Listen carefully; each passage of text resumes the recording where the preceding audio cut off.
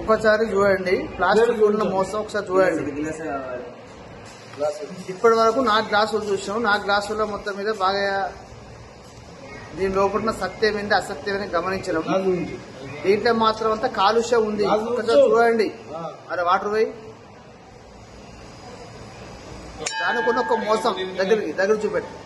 దీనికి ఒక మోసం ఇప్పుడు ఒక 5 సార్లు కడిగినాం. అది గ్లాస్ 5 సార్లు కడిగినాం.